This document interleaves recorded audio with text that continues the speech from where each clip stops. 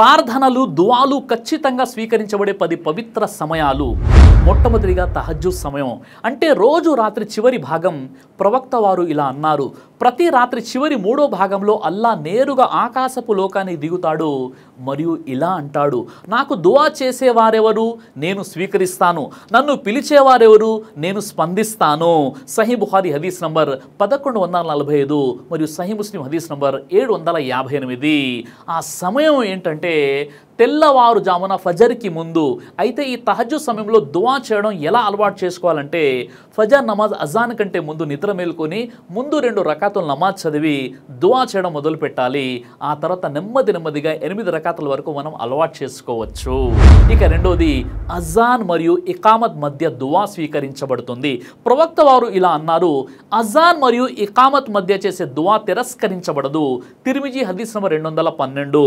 అది ఏ సమయం అంటే ప్రతి నమాజ్కు ముందు, అజాన్ తర్వాత ఇఖామత్కు ముందున్న కొన్ని నిమిషాలు. ఇక మూడోది, సజ్దాలో ఉన్నప్పుడు దుఆ స్వీకరించబడుతుంది. ప్రవక్త వారు ఇలా అన్నారు, తన ప్రభువుకు అత్యంత సమీపంగా ఉండే స్థితి సజ్దా, కాబట్టి దానిలో ఎక్కువగా దుఆ చేయండి. సహీ ముస్లిం హదీస్ నంబర్ 482. ఆ సమయం ఎప్పుడు అంటే నమాజ్ సమయంలో సజ్దాలో ఉన్నప్పుడు. ఇక నాలుగోది, జుమా రోజు చివరి గడియ. హదీస్ జుమా రోజున ఒక గడియ ఉంటుంది, దానిలో ముస్లింలు ఏ దుఆ చేసినా అది తప్పకుండా స్వీకరించబడుతుంది. సహీ బుఖారీ హదీస్ నంబర్ 935, సహీ ముస్లిం హదీస్ నంబర్ 852. ఆ సమయం ఎప్పుడు అంటే జుమ్మా ఖుత్బా ఇమాం గారు ఉర్దూ ప్రసంగం తర్వాత అరబీ ఖుత్బా ఇచ్చే ముందు కూర్చునే సమయం అని కొంతమంది ధార్మిక పండితులు అన్నారు. కానీ ఎక్కువ ధార్మిక పండితులు చెప్పినది అసర్ నమాజ్ తర్వాత మగ్రిబ్ ముందు అని చెప్పారు. ఇక ఐదవది, వర్షం పడుతున్న సమయంలో. ప్రవక్త వారు ఇలా అన్నారు, వర్షం పడేటప్పుడు చేసిన దుఆ తిరస్కరించబడదు. అబూ దావుద్ హదీస్ నంబర్ 2540. ఆ సమయం ఎప్పుడు అంటే వర్షం పడేటప్పుడు వానలో దుఆ చేయడం ప్రవక్త వారి సున్నత్. ఇక ఆరవది, ఉపవాసం పాటిస్తున్నప్పుడు ఇఫ్తార్ సమయానికంటే ముందు.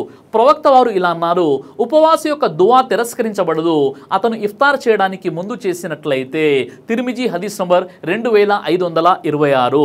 ఇక ఆ సమయం ఎప్పుడు అంటే ఉపవాస విరమణ కంటే 5 లేదా 10 నిమిషాల ముందు చేసేటటువంటి దుఆ కూడా తిరస్కరించబడదు.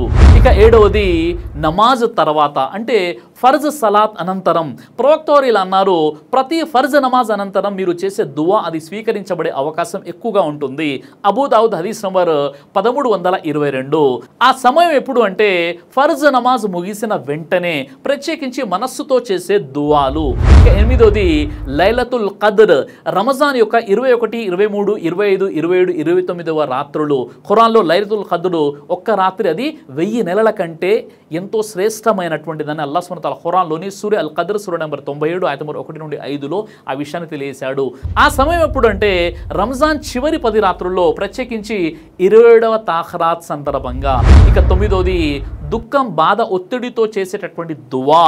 ప్రవక్త వారు ఇలా అన్నారు, బాధలో నిస్సహాయతతో అల్లాను పిలిచే దుఆకు అల్లా స్పందిస్తాడు. ముస్నద్ అహ్మద్ హదీస్ నంబర్ 2655. ఎప్పుడంటే మనం ఏదైనా తీవ్రమైనటువంటి కష్టాలలో, బాధల్లో ఉన్నప్పుడు ఆ సమయంలో కంటతడి పెట్టుకుని చేసే దుఆని అల్లా ఖచ్చితంగా స్వీకరిస్తాడు. ఇక 10వది, హజ్ అరఫా దినం.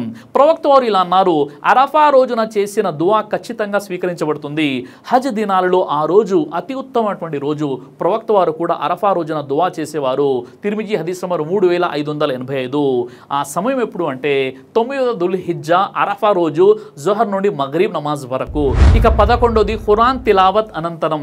ప్రవక్త వారు ఇలా అన్నారు, ఖురాన్ చదివిన తర్వాత మన హృదయాలు మెత్తబడతాయి. ఆ సమయంలో చేసే దుఆకు అల్లా సమాధానం ఇస్తాడు. బైహకి షుఐబుల్ ఈమాన్. కాబట్టి ఒక విశ్వాసి యొక్క దుఆ స్వీకరించబడడానికి ఈ 11 సమయాలు చాలా ప్రత్యేకమైనటువంటివి. కాబట్టి మీరు కూడా మీ దుఆ స్వీకరించబడాలి అంటే ఇప్పుడు నేను చెప్పినటువంటి ప్రత్యేకమైనటువంటి 11 సందర్భాలు ప్రవక్త వారి సున్నత్ వెలుగులో చెప్పాను. ఈ సమయాల్లో మీరు మీ దుఆ చేసిన ప్రయత్నం చేయండి. ఖచ్చితంగా ఇన్షాల్లా అల్లా మీ దుఆలను స్వీకరిస్తాడు. అల్లాహ్ సుబ్హానహు వ తఆలా మీకు, నాకు, మనందరి కూడా సన్మార్గంలో నడిపించుగాక. ఆమీన్ యా రబ్బుల్ ఆలమీన్. దైవ ప్రవక్త ముహమ్మద్ సల్లల్లాహు అలైహి వసల్లం వారు తెలియజేశారు, కడుపుకు సంబంధించినటువంటి అన్ని రకాల వ్యాధులకు అద్భుతమైనటువంటి ఔషధం తల్బీనా. ఇది దైవ ప్రవక్త వారి సున్నత్.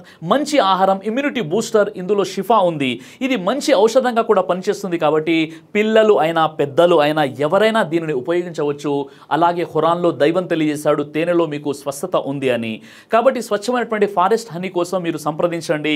అలాగే పురుషుల కోసం ప్రత్యేకంగా తయారు చేయబడినటువంటి షాహీ హల్వా, ఇది లైంగిక సమస్యలను దూరం చేసి శృంగార సామర్థ్యాన్ని పెంచుతుంది, మీ దాంపత్య జీవితంలో మంచి అనుభూతినిస్తుంది. ఇందులో ఎలాంటి సైడ్ ఎఫెక్ట్స్ లేవు. ఇది కంప్లీట్గా హెర్బల్ ప్రొడక్ట్స్తో తయారు చేయబడినటువంటిది. కాబట్టి స్క్రీన్పై కనిపిస్తున్నటువంటి ఈ నెంబర్స్కి కాల్ చేసి మీరు ఇప్పుడే ఈ ప్రొడక్ట్స్ని ఆర్డర్ చేసుకోవచ్చు. కొరియర్ ఫెసిలిటీ కూడా ఉంది. ఆలస్యం ఎందుకు, వెంటనే ఆర్డర్ చేయండి.